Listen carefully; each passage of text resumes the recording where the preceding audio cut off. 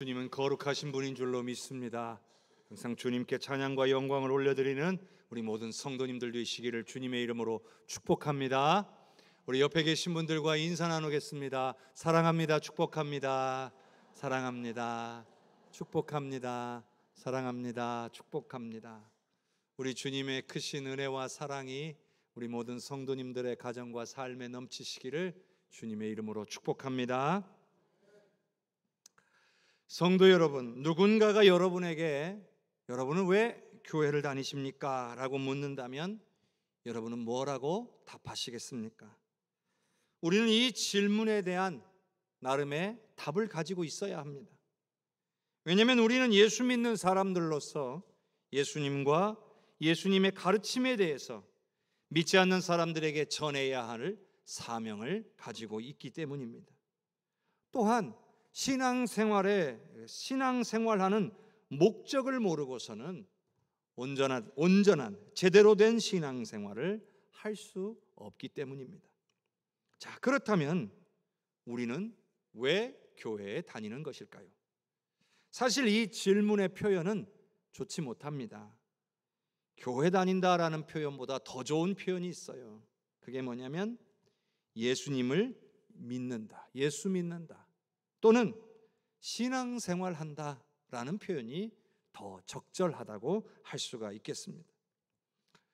교회 다닌다 이렇게 말하면 왠지 교회가 장소의 의미만 있는 것 같아요. 그래서 어떤 장소에 간다 그런 뜻으로만 생각할 수 있기 때문이죠.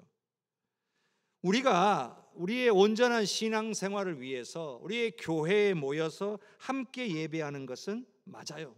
그런데 그보다 더 중요하고 본질적인 것은 오늘 우리가 예수 믿는 사람들이라는 거예요. 예수 믿는 것이 가장 중요하다는 거죠.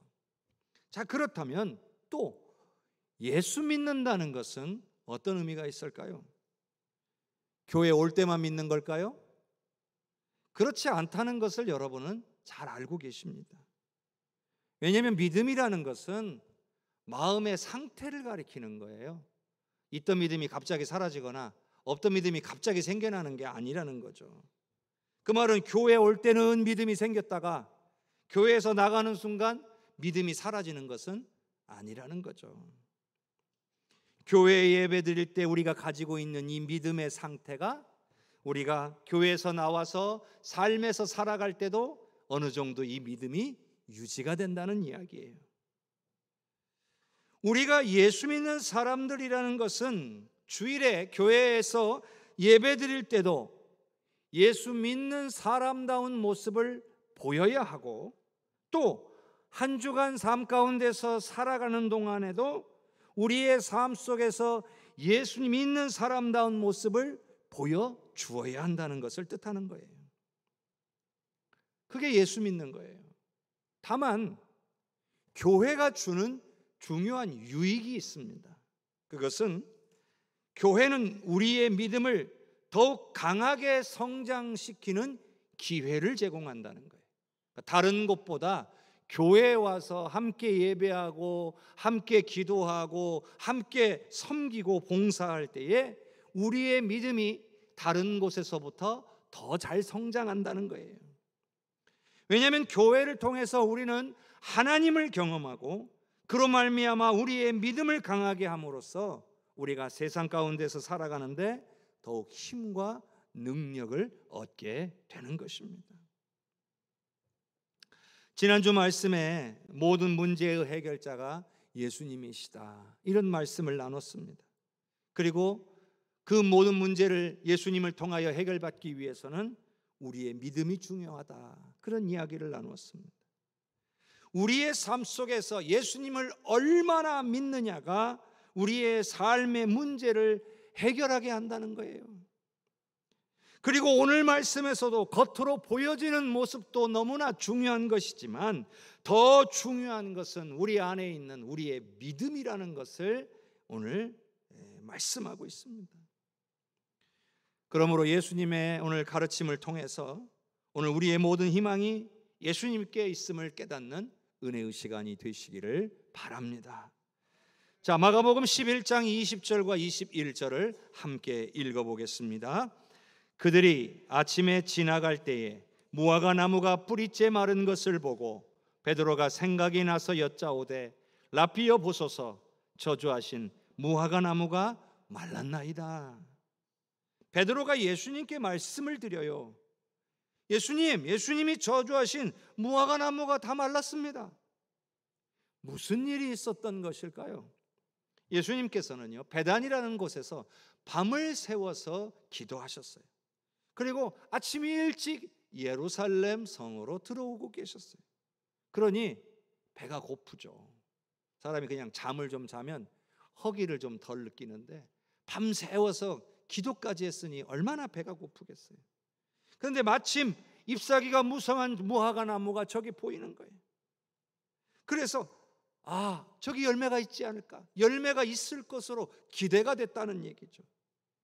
그런데 가보니까 열매가 하나도 없었어요. 그러자 예수님께서 무화과 나무를 저주하신 거예요. 이렇게요: 이제부터 영원토록 사람이 네게서 열매를 따먹지 못하리라.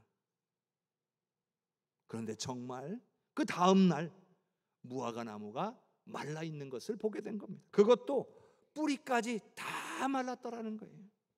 근데 여러분, 상식적으로 단 하루 만에 뿌리까지 다 마를 수는 없어요. 결국 이것은 예수님의 선포대로 이루어진 일이라고 할 수가 있는 거죠. 일종의 기적입니다. 그런데 우리는 여기서 이런 생각을 할 수 있어요.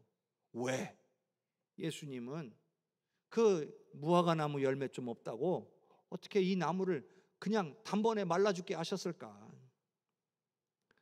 화가 나서 그러신 걸까? 여러분, 아무런 이유 없이 예수님이 그렇게 하실 리가 없습니다. 그러면 무엇을 위한 것이었을까요? 그건 바로 제자들과 예수님의 말씀을 듣는 사람들에게 가르침을 주시기 위해서요. 자, 어떤 가르침이었어요? 우리가 베드로의 대답을 보면 알 수가 있습니다. 자, 마가복음 11장 22절을 함께 읽어보겠습니다. 예수께서 그들에게 대답하여 이르시되 하나님을 믿으라. 예수님이 뭐라고 말씀하셨어요? 하나님을 믿으라. 그러니 예수님께서 지금 무화과 나무를 말려 죽이신 것은 제자들과 이 말씀을 듣는 사람들로 하여금 하나님을 믿으라라는 이 가르침을 주시기 위해서였다는 거죠. 말하자면 하나님을 제대로 믿지 못한다는 뜻이기도 하고 하나님을 온전히 믿어야 된다는 것을 뜻하기도 합니다. 자, 무화과 나무는요, 그 잎사귀가 매우 풍성하고 무성했습니다. 그래서 사람들이 바라볼 때 그 열매를 기대하게 만들었습니다. 근데 기대와 달리 열매가 없었던 거예요. 자, 그러면 잎사귀의 무성함은 아무런 쓸모가 없는 거예요. 겉보기에만 좋을 뿐이지 실속이 없는 거예요. 여러분, 잎사귀만 무성하면 무엇합니까? 무화과 나무는 열매를 얻기 위한 나무예요. 근데 여러분, 이 이야기가 우리 신앙인의 이야기예요. 우리 신앙인들의 삶에 대한 이야기예요. 우리가 예수 믿는 신앙인으로 살아간다고 하면서 우리 삶에서 아무런 열매가 없다면 그저 잎만 무성한 무화과 나무와 다를 것이 없다는 이야기예요. 당시에 이스라엘 백성들이 그랬다는 거고요. 입술로는 우리가 예수님을 믿는다고 고백하지만 우리의 삶 속에서는 예수님 믿는 사람들다운 모습이 나타나지 않는 것을 말하는 거예요. 여러분, 우리가 예수 믿는 사람이라면 삶에서요, 기도의 응답을 경험해야 합니다. 믿으십니까? 우리가 예수 믿는 사람이라면요, 하나님의 뜻대로 살고자 하는 변화가 일어나야 됩니다. 또 우리가 예수 믿는 사람이라면 우리의 성품도 더욱 성숙해지는 변화가 일어나야 한다는 말씀이에요. 그게 신앙인들에게 맺혀야 될 열매예요. 열매. 그래서 믿지 않는 사람들이 우리에게 나타난 열매들을 보고 하나님을 인정하는 역사가 일어나야 한다는 겁니다. 세상에 손가락질 받는 사람들이 아니고 세상에 인정과 존경을 받는 사람들이 돼야 돼요. 그래야 우리 신앙이, 우리 기독교가 세상을 향하여 영향력을 가지게 되는 거예요. 우리 예수님께서는요, 겉으로는요, 종교적으로는 열심이지만 하나님을 잘 믿지 못하고 있는 사람들을 지금 책망하고 계신 거예요. 우리가 교회에 나오는 것 중요하죠. 우리가 이곳에 모여 예배하는 것 너무나 중요해요. 헌신하고 봉사하는 것, 이것도 너무나 중요해요. 그런데 이보다 더 중요한 것, 가장 중요한 것은 하나님을 온전히 믿는 것이다, 이렇게 말씀하고 계신 거예요. 마가복음 11장 23절을 같이 한번 읽어보겠습니다. 내가 진실로 너희에게 이르노니 누구든지 이 산더러 들리어 바다에 던져지라 하며 그 말하는 것이 이루어질 줄 믿고 마음에 의심하지 아니하면 그대로 되리라. 여러분, 기독교는 하나님을 믿는 종교예요. 그러니 하나님을 못 믿으면 온전한 신앙생활이 되지를 않아요. 여러분, 기독교는 마음 수행하는 종교가 아니에요. 기독교는 선을 행해서 덕을 쌓는 종교가 아니에요. 그게 목적이 아니라는 거예요. 우리의 목적은 하나님을 믿는 거예요. 우리 신앙인의 삶의 목적은 하나님을 믿는 거예요. 그러니 하나님에 대해서 바로 알고 하나님을 온전히 믿는 방향으로 가야 되는 거예요. 그래야 예수님을 잘 믿는, 신앙생활을 잘하는 사람들이에요. 그런데 오늘 예수님 하신 말씀을 보면 누구든지 이 산더러 들리어 바다에 던져지라 하며 그 말하는 것이 이루어질 줄로 믿고 마음에 의심하지 않으면 그대로 되리라라고 하셨어요. 저는 이 말씀 처음 들었을 때 너무나 신기했어요. 정말 이대로 하면 되나? 그럼 어떤 불가능한 것도 다 이루어지는가? 이런 생각을 했었을 때가 있어요. 그런데 여러분, 이 말씀을 읽으면서 여러분 마음속에서 아멘이 쉽게 나옵니까? 아멘입니다 하나님, 이게 나옵니까? 이게 잘 나오지 않는 이유가 있어요. 바로 우리의 생각과 지식과 경험으로 볼 때 이건 일어날 수 없는 일이다라고 우리가 딱 선입견을 가지고 있기 때문에 그래요. 믿음으로 선포하면 갑자기 땅이 흔들리고 갑자기 산이 공중으로 확 들어 올려지더니 날아가다가 바다에 풍덩 빠지는 일은 절대로 일어날 수 없다, 이렇게 우리가 이미 생각하고 있기 때문이에요. 여러분, 여기서 이 높은 산이 바다에 던져지는 일은 한마디로 우리가 생각할 때에 불가능해 보이는 모든 일을 다 가리키는 거예요. 저건 안 되는 거야, 저건 절대로 안 되는 거야, 이것을 지금 이렇게 표현한 거예요. 근데 여러분, 여기서 중요한 게 뭐냐면 어떻게 그런 일이 일어날 수 있을까? 이게 아니에요. 이게 중요한 게 아니에요. 중요한 건 우리가 여기서 발견해야 되는 것은 하나님께는 불가능한 것이 없다는 거예요. 내 상식으로 이해 안 되니까 이게 어떻게 가능할까? 이게 중요한 게 아니고 하나님께는 불가능한 것이 없다는 거예요. 그걸 믿는 거예요. 어떻게 하실지는 모르겠어요. 어떤 방식으로 하실지는 모르겠어요. 얼마만의 시간이 걸려서 이루어질지는 알지 못하겠습니다. 그러나 다만 하나님의 방법으로, 하나님의 방식으로, 하나님의 때에 하나님께서 이루실 것을 믿는 겁니다. 여러분, 그게 바로 하나님의 전능하심을 믿는 거예요. 우리의 믿음이 바로 그 믿음에 도달해야 돼요. 그것을 가리켜서 온전한 믿음이라고 말하는 거예요. 이해도 안 되고 판단도 안 되는데 그래도 하나님이 하시면 됩니다. 이 믿음을 갖기를 원하고 계시는 거예요. 사람들은요, 미리 판단합니다. 미리 계산해요. 그래서 내 판단하고 계산해가지고 답이 안 나오면 아유, 그건 안 되는 일이야, 이렇게 결론을 지어버립니다. 근데 문제는 뭡니까? 그러니까 하나님 앞에 기도를 아예 안 합니다. 이미 내 안에 안 된다고 계산이 딱 섰기 때문에 하나님 앞에 기도할 생각조차 안 하는 거예요. 심지어는 나보다 더 전문적이고 권위가 있는 사람이나 혹은 내가 인정하고 존경하는 사람이 하는 말은 그냥 쉽게 받아들이고 믿는 경향이 있어요. 그래서 그 사람이 안 된다라고 하면 그냥 받아들이고는 하나님 앞에 구하지 않는 거예요. 예를 들자면 의사가 당신은 암 말기입니다. 이제 3개월 남았습니다. 길어야 6개월입니다. 이제 마음의 준비를 하십시오. 여러분, 이 말을 듣고 낙심하고 모든 것을 포기해버리는 사람이 있습니다. 그러나 여러분, 하나님은 저와 여러분을 만드신 분이심을 믿으시기를 바랍니다. 하나님은 죽은 자를 살리시는 하나님이신 줄로 믿으시기를 바랍니다. 그렇다면 우리가 그 어떤 질병 가운데 있을지라도, 그 어떤 환난 가운데 있을지라도, 사람들은 부정적으로 말하고 포기하라고 말할 때에도 예수님을 믿는 사람들, 하나님을 믿는 사람들은 하나님께서 고치실 능력이 있다라고 믿고 간구해야 될 줄로 믿습니다. 여러분, 예수님께서는 지금 믿음이 중요하다고 말씀하고 계시는 거예요. 이루어질 줄 믿고 마음에 의심하지 말라고 하셨어요. 여러분, 이건 무슨 뜻이에요? 이건 우리가 중요한 게 아니에요. 하나님께서 역사하시면 이루어 주실 줄로 믿는 거예요. 하나님께서는 모든 것이 가능하시다는 것을 절대로 의심하지 말라는 거예요. 그게 바로 참된 신앙, 바로 참된 신앙인에게 우리 예수님께서 바라고 기대하시는 거예요. 마가복음 11장 24절의 말씀을 같이 읽겠습니다. 그러므로 내가 너희에게 말하노니 무엇이든지 기도하고 구하는 것은 받은 줄로 믿으라. 그리하면 너희에게 그대로 되리라. 아멘. 예수님이 뭐라고 하세요? 계속 하시는 말씀이 무엇이든지 기도하고 구하는 것은 받은 줄로 믿으라는 거예요. 이 말씀이 얼마나 은혜가 되는지 아십니까? 무엇이든지 기도하라고 하셨어요.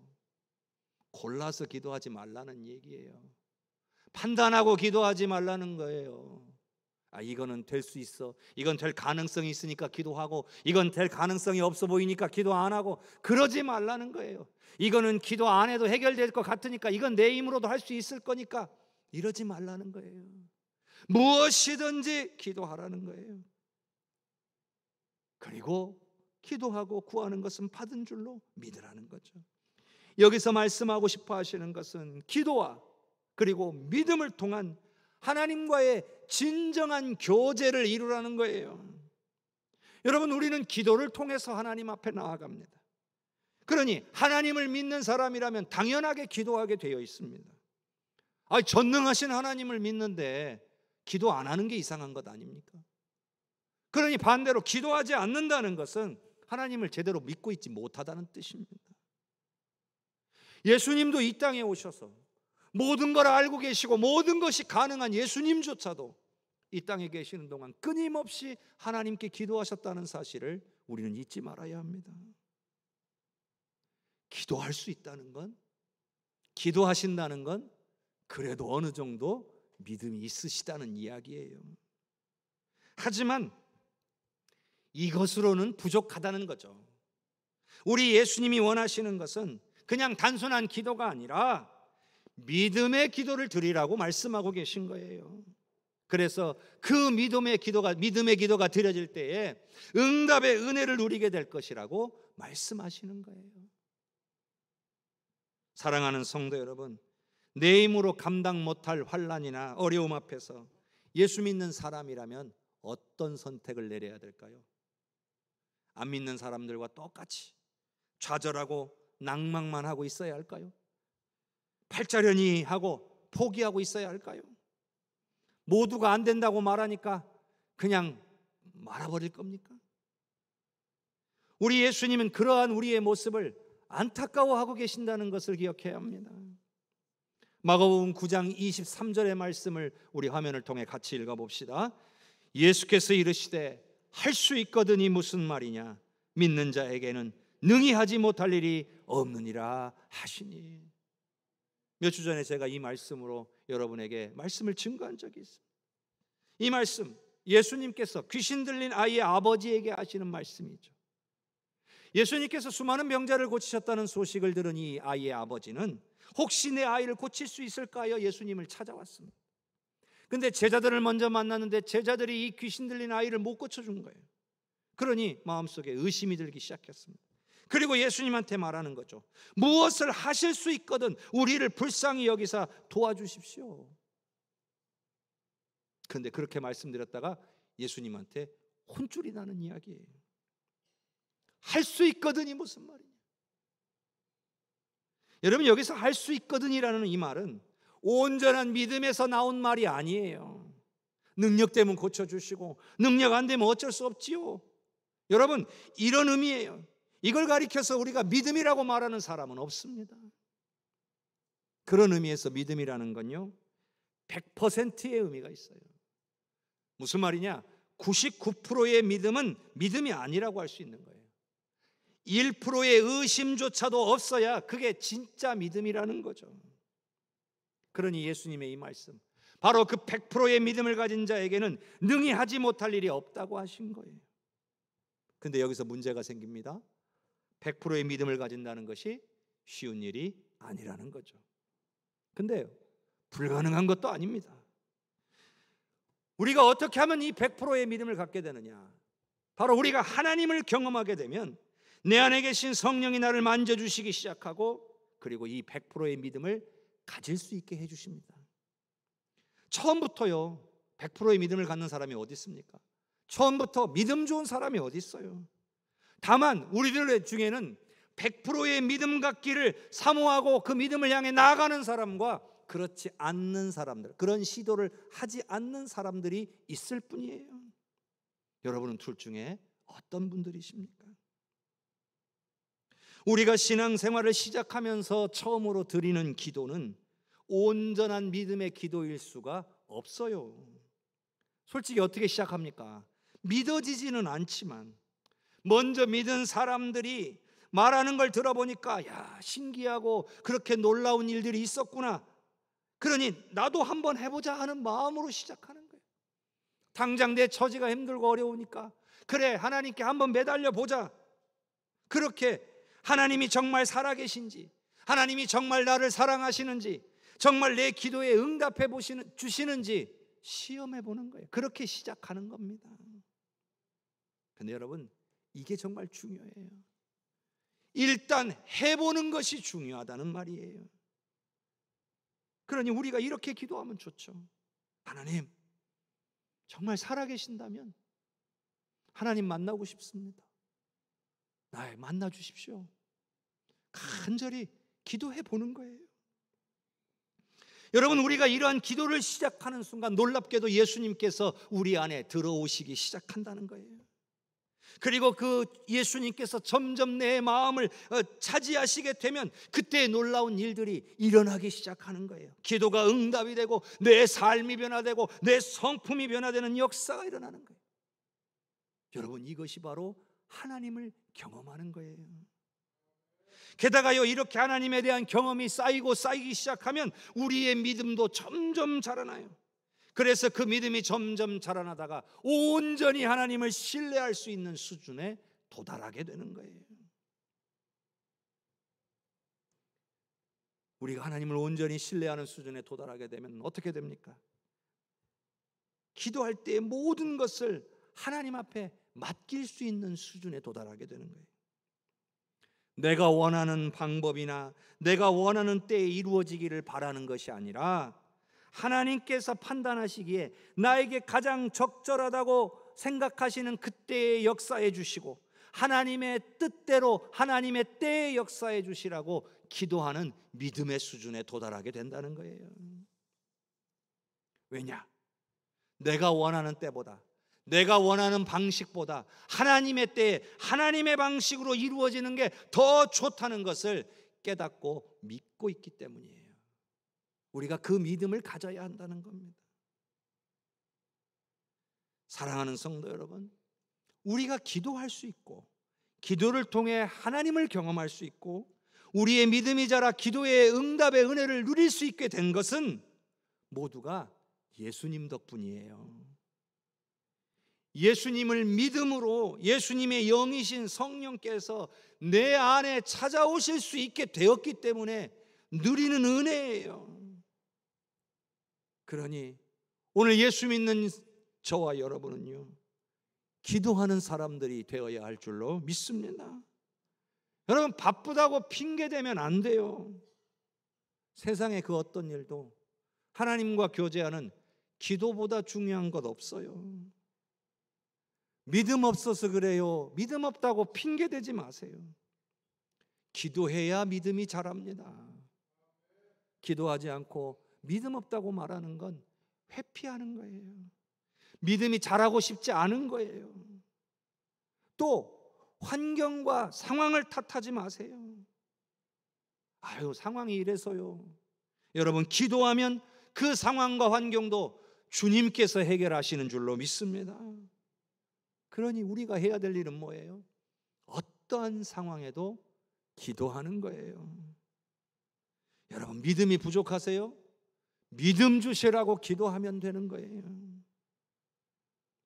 기도는요, 하나님께서 가장 기뻐하시는 거고 또 우리에게 은혜와 복을 주시는 통로예요. 여러분에게 질문합니다. 하나님의 은혜와 복을 받기를 원하십니까? 하나님의 은혜와 복을 받기를 원하십니까? 그러면 기도해야 합니다. 환난과 어려움 가운데서 벗어나기를 원하십니까? 그러면 기도해야 됩니다. 기도하지 않고 은혜와 복 받기를 기대해서는 안 돼요. 기도하지 않고 환난과 어려움 가운데서 벗어날 수 있기를 기대하지 마십시오. 그건 안 되는 일입니다. 우리 하나님은 우리의 기도를 통해 역사하시는 분임을 믿으시기를 바랍니다. 시편 91편 14절과 15절을 같이 읽겠습니다. 하나님이 이르시되 그가 나를 사랑한즉 내가 그를 건지리라. 그가 내 이름을 안즉 내가 그를 높이리라. 그가 내게 간구하리니 내가 그에게 응답하리라. 그들이 환난을 당할 때에 내가 그와 함께하여 그를 건지고 영화롭게 하리라. 아멘. 여러분, 믿으시기를 바랍니다. 하나님을 알고 하나님을 사랑하는 자를 건지고 높여주시는 분이 하나님이시라는 거예요. 하나님을 알고 사랑하는 자가 하나님께 간구할 때에 응답해 주시는 분이 하나님이시라는 거예요. 환난 당할 때에 함께 해주시는 분이시고요, 결국 그 환난 가운데서 건지고 영화롭게 해주시는 분이라는 거예요. 우리는 이 말씀을 믿음으로 받아야 됩니다. 그리고 이 모든 것의 시작이 기도입니다. 기도. 일단 시작하는 게 중요해요. 우리가요, 예수 믿는 사람이라면 우리 안에 계신 성령님을 의지하면서 기도하다 보면 우리의 기도가 바른 길로 가게 돼 있어요. 제가 좀 가르쳐 드린다면 이렇게 기도하면 좋습니다. 저는 어떻게 기도해야 될지 몰라요 하시는 분들은 이렇게 기도하십시오. 제가 살아계신 하나님을 만나기를 원합니다. 도와주십시오. 제가 하나님을 더 알기를 원합니다. 도와주십시오. 제가 하나님을 더욱 더 잘 믿기를 원합니다. 믿음 주십시오. 이렇게 기도하시기를 바랍니다.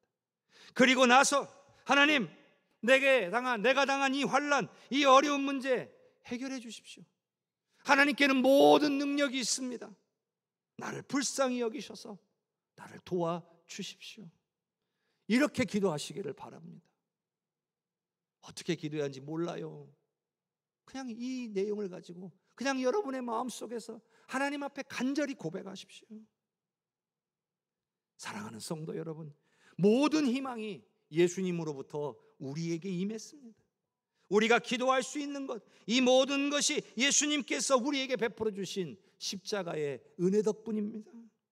예수님의 고귀한 희생으로 오늘 우리가 누리게 된 거예요. 그러니 우리가 예수님을 믿는 사람이라면, 예수님을 믿음으로 구원의 은혜를 누린 사람들이라면 이 기도의 은혜를 누려야 할 것입니다. 그러므로 사랑하는 성도 여러분, 항상 기도하는 성도님들이 되시기를 바랍니다. 하나님께서 여러분에게 믿음 주셔서 믿음의 기도로 응답의 은혜를 누리며 사시는 우리 귀한 모든 해성교회 성도님들이 되시기를 주님의 이름으로 축원합니다.